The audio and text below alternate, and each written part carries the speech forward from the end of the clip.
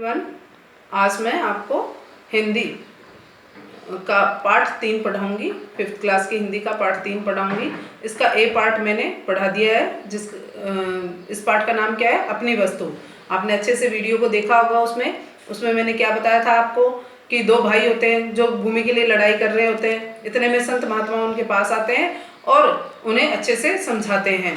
वो किस तरह से समझाते हैं वो आपको मैंने उस वीडियो में बता दिया है। अब आगे पढ़ेंगे। तो आपको मैंने अभी तो जो पढ़ाया था उसके बारे में बता दिया है। अब महात्मा जी ने क्या किया था उनके साथ कि उनको थोड़ा टाइम शांत कर दिया था, ताकि क्या होता है हमेशा अगर गुस्सा आए हुआ हो और उस टाइम थोड़ा शांति आप काम में ले लें तो शांति से रह जाएं तो दूसरा भी शांत हो जाता है और क्या होता है झगड़ा थोड़ा कम हो जाता है और उसका झगड़े का कुछ हल निकल सकता है। इसलिए महात्मा जी ने क्या किया, उस टाइम उन दोनों भाइयों को कह दिया कि तुम जाओ और अपने अपने घर से भोजन बना के लाओ। पहले भोजन करेंगे, उसके बाद ही मैं आपको कुछ इसका हल बताऊंगा। तो अब वो बोले, उन्हें खाना खाने के बाद क्या हो गए, उनका गुस्सा शांत हो गया। गुस्सा शांत होने पर क्या हुआ, उन्होंने कहा कि महात्मा जी भूमि तो कभी बोल नहीं सकती है, इसलिए आप बता दो कि इसका निर्णय क्या होगा। महात्मा जी ने कहा, हम इस भूमि से पूछकर इसका निर्णय करते हैं। यह कहकर उन्होंने अपना कान भूमि के पास के साथ लगाया, मानो कुछ सुनने का प्रयत्न कर रहे हो। कुछ देर बाद तो वे भूमि के साथ कान लगाए रहे, फिर सीधे बैठ गए और गंभीर वाणी में बोले, यह भूमि तो कुछ और ही कह रही है। दोनों भाई बोले, महाराज भूमि क्या कह रही है? महात्मा जी ने कहा, यह भूमि कहती है कि ये दोनों व्यर्थ ही मेरे ऊपर अधिकार जमाने के लिए झगड़ा कर रहे हैं, क्योंकि मैं इन दोनों में से किसी की भी नहीं हूँ। हाँ, ये दोनों अवश्य मेरे हैं। मैंने इनकी कई पीढ़ियों को पाला है और जाते हुए भी देखा है। महात्मा जी की बात सुनकर दोनों भाई बड़े लज्जित हुए और महात्मा जी के चरणों में गिर पड़े। भी उन्होंने क्या कहा महात्मा जी ने कि ये दोनों भूमि ये कह रही है कि तो व्यर्थ ही झगड़ा कर रहे हैं, ये मेरे हैं, मैं इनकी नहीं हूँ। क्योंकि भूमि तो क्या है, जन्म जन्मांतर की है, जो जहाँ रहती है वो वहीं रहती है और इनके कई पीढ़ियों को मैंने पाला है और जाते हुए भी देखा है, मृत्यु होते हुए भी इनकी देखी है। महात्मा जी की ये बात सुनकर दोनों भाई बड़े ही लज्जित हुए, क्योंकि हम ऐसे ही फालतू ही झगड़ा कर रहे हो तुम लोग, क्योंकि एक दिन मृत्यु तो सबको आनी है। तो प्यार से और धैर्य से हमेशा रहना चाहिए। महात्मा जी ने लोहा गर्म देकर चोट की और उन्हें समझाते हुए कहा, तनिक विचार करो कि जिस भूमि के लिए तुम लोग आपस में झगड़ा कर रहे हो, क्या वह आज तक किसी की बनी है जो तुम लोगों की बन जाएगी? मनुष्य मेरी मेरी कहकर व्यर्थ यत्न करता है।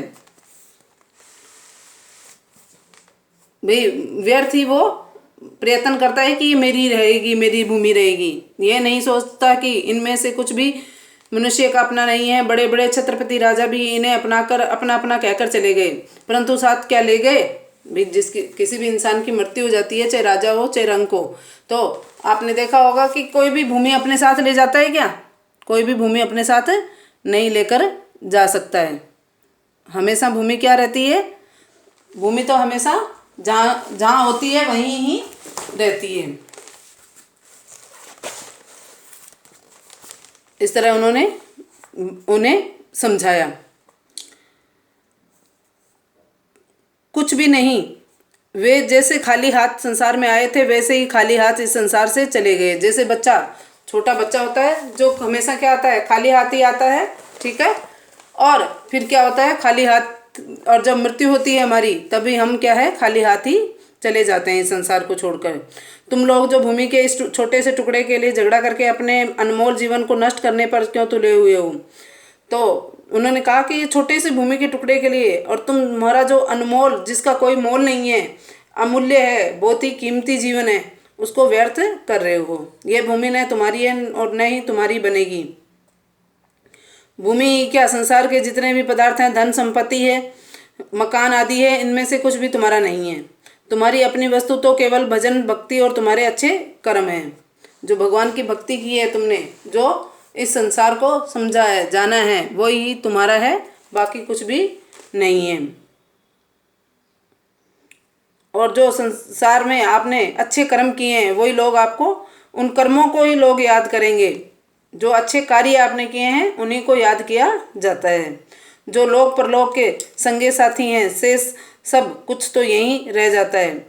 जो लोक परलोक के संगे साथी हैं, जो हमेशा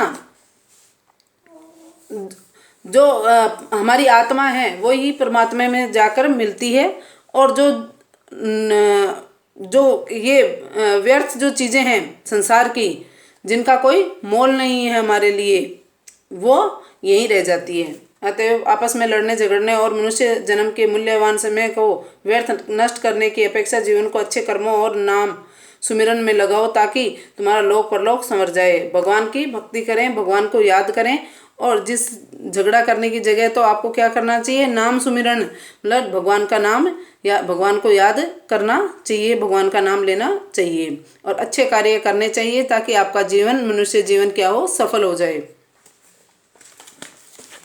उसके बाद अब उन्होंने क्या किया, दोनों ने महात्मा जी के चरणों में गिरकर अपनी भूल के लिए क्षमा मांगी और उस दिन से सबके साथ प्रेम का व्यवहार करते हुए अपने समय को भजन भक्ति में लगाते हुए अपना जन्म सफल करने लगे। दोनों ने महात्मा जी के जो अपनी गलती कर ली थी उसके लिए उन्होंने चरणों में गिरकर क्षमा मांग ली और उस दिन के बाद वो क्या है, प्रेम से व्यवहार करते हुए और अपने जो जीवन को भक्ति भजन भक्ति में लगाते हुए अपना जीवन सफल करने लगे। सभी लोगों से प्रेम से रहने लगे और भगवान की भक्ति के बारे में सभी लोगों को बताने लगे। इस तरह से ये आपका कहानी पूरी हो गई है। और इसमें आपको क्या शिक्षा मिलती है कि हमें जो भी कार्य के अच्छे कार्य करने चाहिए, लड़ाई झगड़ा नहीं करना चाहिए। छोटी छोटी चीज़ों के लिए आप लड़ने झगड़ने लग जाते हो तो वैसा नहीं करना चाहिए। अगर किसी को किसी वस्तु की ज़रूरत है तो आपको उसकी मदद करनी चाहिए और प्रेम भाव से सबके साथ रहना चाहिए। आपका काम है पढ़ाई करने का, तो आपको मन लगाकर और पढ़ाई करना चाहिए नित्य नियम से, और आपको गायत्री मंत्र का उच्चारण करना चाहिए। जो आपको प्रेयर में करवाते थे ना, तो अब प्रेयर तो हो नहीं रही, स्कूल नहीं लग रहा ना, इसलिए आप लोगों को क्या करना चाहिए, अपने घर पे भी गायत्री मंत्र का उच्चारण करना चाहिए। नहा धोकर सुबह सुबह और आपको क्या करना चाहिए, गायत्री मंत्र का उच्चारण करना चाहिए। और जो भी कार्य दिया गया है उसे अच्छे से कॉपी में करना चाहिए। जो वीडियो आपको पढ़ाई से रिलेटेड है उनको आपको अच्छे से सुनने चाहिए। इस तरह से जो आपके जीवन का उद्देश्य है उसे पूरा करना ही हमारा क्या है, नियम होना चाहिए। आपको निश्चय करना चाहिए जो भी मेरे जीवन का उद्देश्य है उसे पूरा करूं, ताकि जीवन, मनुष्य जीवन जो आपको मिला है, अनमोल जीवन जो मिला है, उसका कुछ मूल्य बनाया जा सके, उसे कुछ मूल्यवान बनाया जा सके। तो इस तरह से जो दो भाई लड़ रहे थे उनको महात्मा जी ने कैसे समझाया और कैसे वो समझ में आ गया उनके, और उन्होंने कैसे अपने आगे का जीवन सफल बना लिया, तो ये मैंने बताया आपको। अब आप देख लीजिए शब्दार्थ। उद्यत त्यार, स्वामित्व अधिकार, संपत्ति धन दौलत हड़पना, गायब कर जाना, अनुचित ढंग में से ले लेना, मूल्यवान कीमती, संसार दुनिया, तनिक थोड़ा, ये आपके शब्दार्थ थे। अब है आपके सोचो और बताओ। लड़ाई झगड़ा कौन कर रहे थे? लड़ाई झगड़ा दो व्यक्ति कर रहे थे और वो दोनों क्या थे? भाई थे। दोनों भाई किसके लिए झगड़ा कर रहे थे? दोनों भाई भूमि के एक टुकड़े के लिए झगड़ा कर रहे थे। दोनों भाइयों को किसने समझाया? दोनों भाइयों को संत महात्मा जी ने समझाया। दोनों भाई क्या कर रहे थे? लड़ाई झगड़ा कर रहे थे। महात्मा जी के लिए दोनों भाई क्या लाए? भोजन बना कर लाए थे ना अपने अपने घर से।